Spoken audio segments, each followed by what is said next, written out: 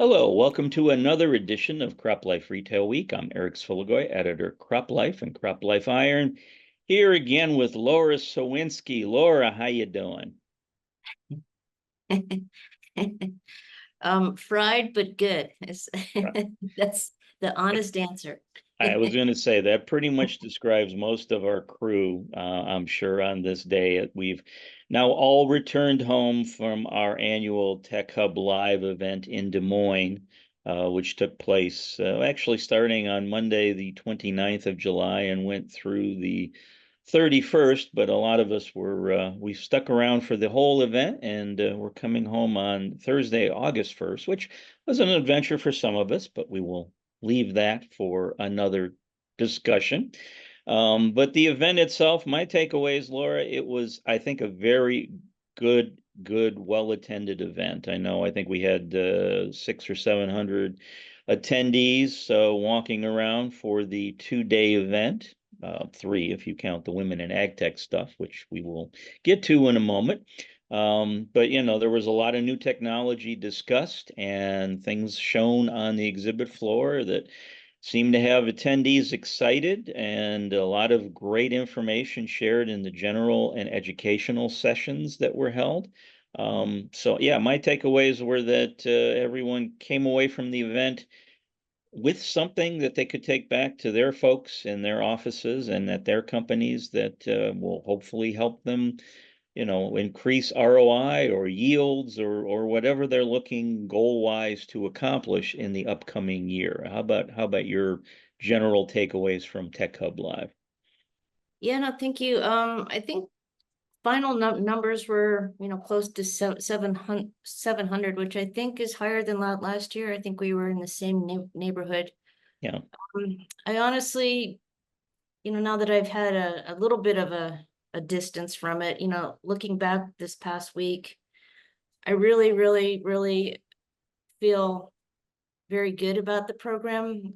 Just, being in the lunch line and hearing comments from folks and so on and so forth, it seems really, really like, honestly, a good program from start to finish. As you mentioned, Wyatt kicking off on Monday, we had, again, kind of really similar numbers. We launched, if those of you recall, we launched Women in Ag Tech last year during Tech Hub Live, and this was our third in-person meeting. Wendy Cernick from Corteva was our keynote speaker. We had two feature presentations, one from Jacqueline Keipel at John Deere and Paige Frauschie from the Nature Conservancy. Joyce Hunter from Mission Critical and one of our ambassadors spoke on rulemaking, and then we had a panel devoted to that. It was great, honestly. A lot of good feedback, and it's nice to see familiar faces, women who've returned and are participating, and likewise a lot of new folks as well. So really do appreciate that. And I do honestly want to say thank you, Women in Ag Tech, our signature sponsor this year, Corteva, our visionary sponsor, Compeer Financial and Faegre Drinker, supporting sponsors, Aquaspy, FERA USA, NAPDC, and the Nature Conservancy.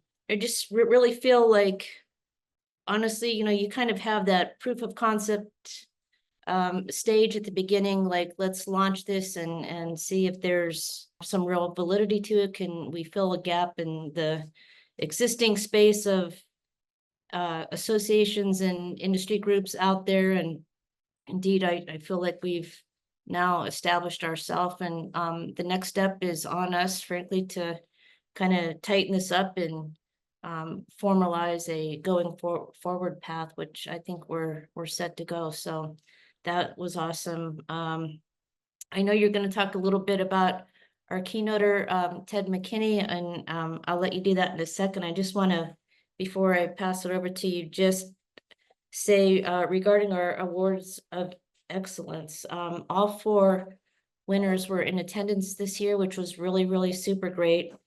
And as I mentioned during Tech Hub Live, we had a lot of submissions this year, and it was truly competitive. A lot of good folks, and just one more congratulations to Lindsay Ross from Legacy Co-op for the Precision Ag Advisor Entrepreneur of the Year. Lanny Fileti, Legacy in Ag Technology. Lanny's been around for a long time, as you all know, president of SatShot. Blake Matthews, Precision Farmer of the Year from Matthews Land and Cattle. And finally, Nancy Bull-Borman, the Ag Technology Educator Researcher of the Year. She's a PhD candidate at University of Minnesota. So congratulations to all you guys. Really well deserved, and I'm glad you were all there to accept it in person. So if you, I'll pass it back to you for a little update on TED. Yeah, actually, yeah, thanks for that, Laura. Yeah, Ken, any event you attend in the marketplace, usually you have a keynote speaker, somebody who's well versed in agriculture or whatever field you're talking about or happening to be interested in when you're attending an event. And at Tech Hub Live, we were honored enough to be having Ted McKinney, who's the CEO with the National Association of State Departments of Agriculture, who was our keynote speaker. And don't have a video clip of Ted, unfortunately. I wasn't able to take that while I was there. But my takeaways from his speech, again, he talked a little bit about climate and the sustainability agriculture movement.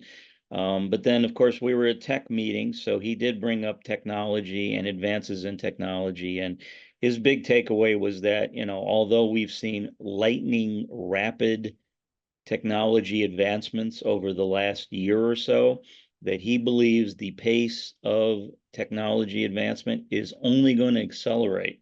So that by the time we gather for next year's Tech Hub Live event in mid-July in 2025, the landscape for technology and agriculture may look vastly different and very improved from where we are right now today. Yeah. Yeah, I really did enjoy his keynote as well. Ted's background, he grew up on a farm, but he's done a lot of various positions at the state level, federal level. During his time at USDA, he worked a lot on trade. And I like that he kind of connected the dots, kind of where we're at, why it matters, what happens here, what are the global ramifications of trade policy, tariffs, a lot of uncertainty, of course, around the elections later this year and how that might impact, trade. But it was great. He really kind of went around the world and came home and touched every issue, in between the two. So it was great. Really did enjoy his talk. Yeah, no, it was good. So, hey, and speaking of talks, of course, one of the things you and I had the pleasure of doing, and we've done this now for 3 years running, we get together with attendees, folks who are at the event, and we sit down in front of a roaring fireplace, which is video provided. And of course, we sit in chairs and we interview folks in the marketplace. I think we had maybe 15, maybe 16, what we call fireside chats at this year's event. I know I had, I think, 10 myself, 9 or 10, and you had a good balance as well. And one of the people you talked to was a good friend of ours here at CropLife, Amy Asmus, co-owner of Asmus Farm Supply in Rake, Iowa, and also the acting chairperson right now for the Agricultural Retailers Association. And I got to admit, I'll let you take it from here, but Amy brought up a one-word topic that she wanted to discuss, and I know that pretty much everyone in the audience sort of stopped what they were doing to listen. So I'll let you tell our viewers about that, and then we should be able to go to a video clip that goes into the details, shall we say. Well, it was funny because Amy and I ran into each other in the hallway before our fireside chat. And, there were so many things that we could have talked about, and we only had 10 minutes. So I said, Amy, we're, what would you like to talk about? What things should we hit? And she said toilets. And naturally, it's like, okay, explain. She's like, this was her segue into technology, kind of a what's working and what's not. And she said, I've noticed here at the convention center that the toilets they don't automatically flush. Whereas, we've become accustomed to, when you're in the airport or when you're traveling out and about, you know, you don't have to flush the toilets anymore because they go on themselves. Yeah, well, let's hear what Amy This will did explain actually it have all. to say in this clip. Yeah. So, In ag retail, how we figure the metrics on if it's a successful adoption of that technology or not. And then the last thing we kind of think about is, what about those people who didn't adopt? Or what about those people who did adopt and now are lazy and they don't think about the details if they're in a situation where that technology is not available? And so I said, the perfect example is when I come here, sorry, everybody in the audience, but 3 out of 5 times I go into the bathroom and the toilet's not flushed. You know why? They're Why? not automatic flushing toilets. Everybody's used to automatic flushing toilets. And when you're used to it, you assume it's just going to happen and you get up and you go about your day. And one of the things we have to think about when we adopt technology is, what if it doesn't happen? How are we going to cover for that? Can we just go on with our day, assuming that technology is always going to be there? So that was one of the things we talked about, toilets. Yeah. And so toilets and technology, that can be my tag for the day. so that was our good friend Amy Asmus. I was going to say a keyword I never would expected to have heard at an agricultural event, a technology event, or any event for that matter outside maybe of a plumbers union meeting. It would be toilets, but I think she made it work. So our congratulations to Miss Amy. Well done. Yeah, she's the only one that could pull something like that off, so. I would agree. So, hey, speaking of video clips, I do have a couple more to share. One of the highlights, of course, of our Tech Hub Live event the past couple of years is kind of end on a panel discussion, a farmer's perspective, basically talking about their views regarding technology and ag retailers and technology, and basically any and all concerns and opportunities and challenges they're dealing with in the farm community for this particular growing season. So there were 5 panelists that were talking, and I have a couple of video clips. The question by the moderator was asked, what technology has meant to you and your farming operation? And here is Corey Hillebro from Farm for Profit. And this was his comment regarding what technology has meant for his operation. I think some of the biggest tech that really helps our farm helps take the emotion out of the decisions. Farming is so emotional, markets, and whether, what fertilizer to put on, and there's a lot of different companies that are trying to get your dollar. And when you can actually sit there and go, yeah, it's a clear decision that it should be this. So we utilize some companies that use technology for us to make sure that we're putting on the right fungicide, the right fertilizer mix, the right seed, and that really helps. We've even got into artificial intelligence into grain marketing, right? Chicago Board of Trade trades with computers, 99% of it pretty much, and now we're trying to combat that with AI. So I think that's some of the stuff we do, Mark. Yeah. So that's what Corey had to say regarding technology. And then the next question for the panel was about how impactful the technology has been that they've been using on their farms. And Scott Henry from Longview Farms offered this bit of wisdom. You could go back all the way to the first yield monitor in the cab, right, and do that. But one of the most impactful times for us is we got on a kick to try and figure out how to do aquaponics or aeroponics. and trying to say, oh, can we get closer to the consumer, trying to drive more revenue. And so we piloted this project where we were raising microgreens, and I watched this system that the company was using literally grab data. They had to change it to every hour because they were running out of storage when they were collecting it every minute, and it was updating their algorithm in order to then increase production, influence taste and the flavor piece of it, manage all of the inputs going into it. And they were literally capturing data points every hour for these. And when you think about what we've done traditionally in our industry is you get 40 shots at this in the average farmer life cycle, and you make a change, on a crop year basis. And so to make 40, large scale changes or have 40 chances at it compared to some of the data that this group was collecting every hour really changed our mindset of, are we going to embrace, the technology and data that comes not from an agronomist in all cases, but instead from a computer or a report that's spit out that didn't even have a human touch to it, and how much trust do we want to put into that. And so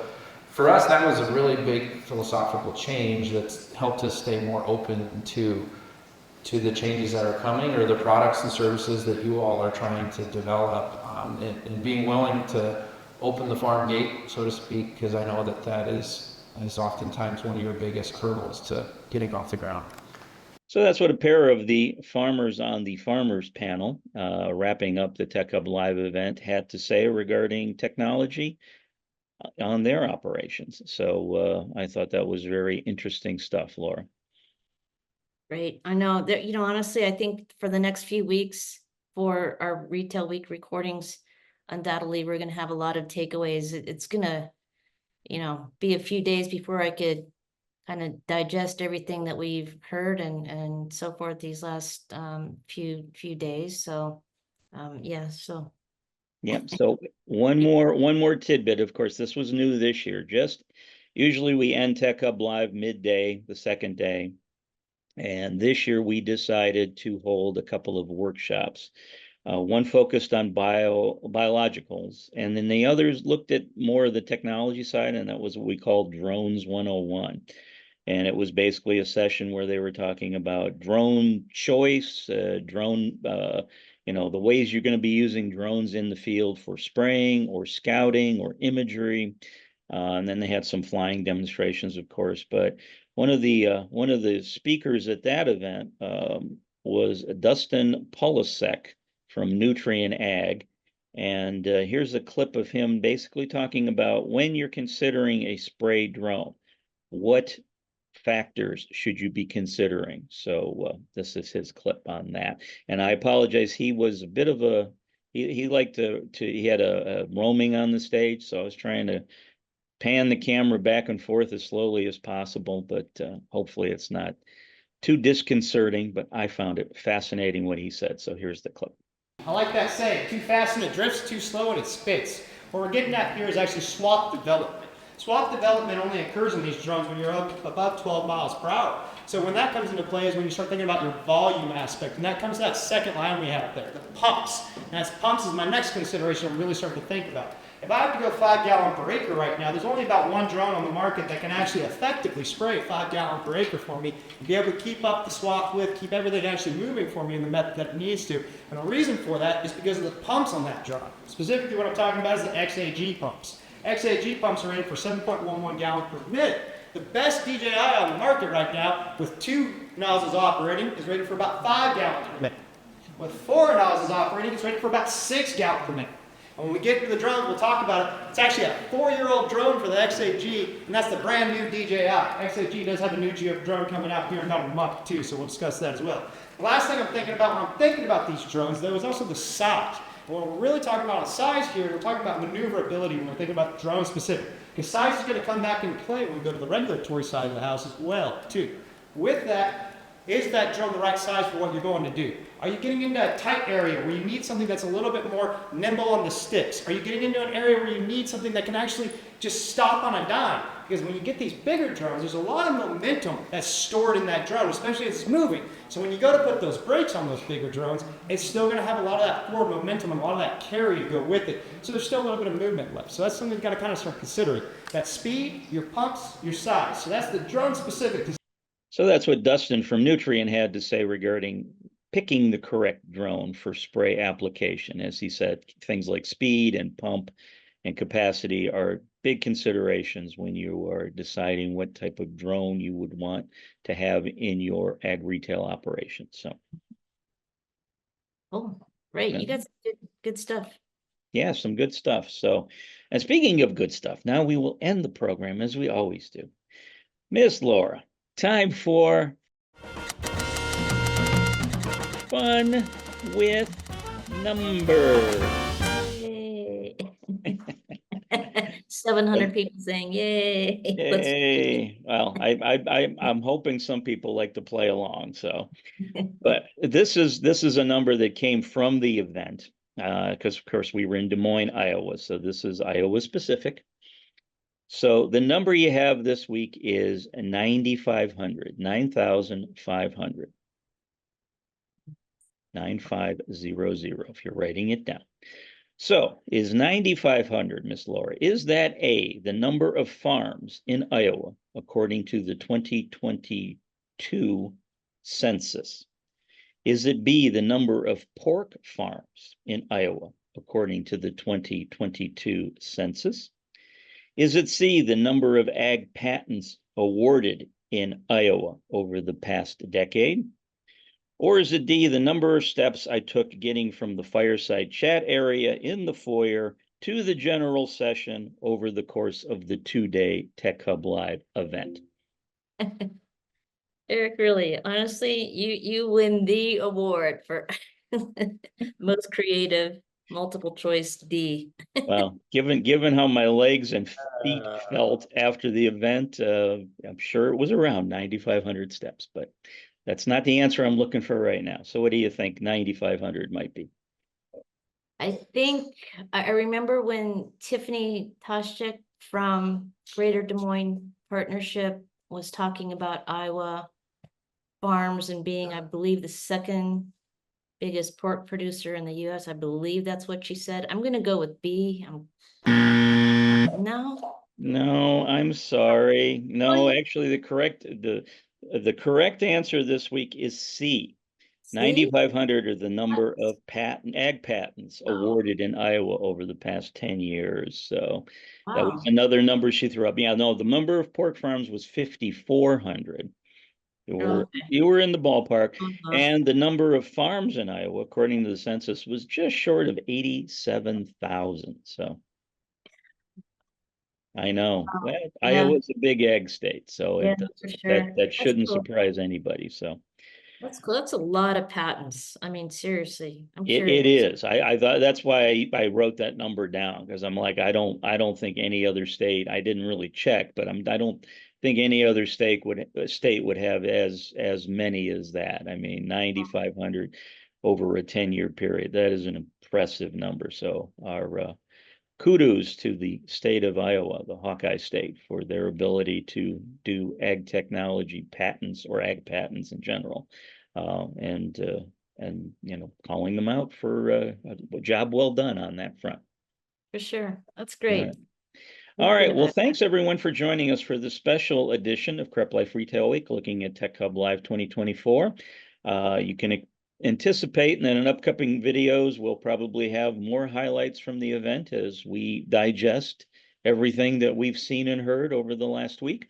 But thanks for joining us this week. On behalf of myself and everyone at the CropLife Media Group, have a great one. We'll see you again soon. If you have questions or comments about today's episode of Retail Week, contact us by email or Twitter, or type your message in the comment section below. Your feedback is important to us. We will try our best to address your thoughts in next week's episode, and be sure to subscribe to our YouTube channel.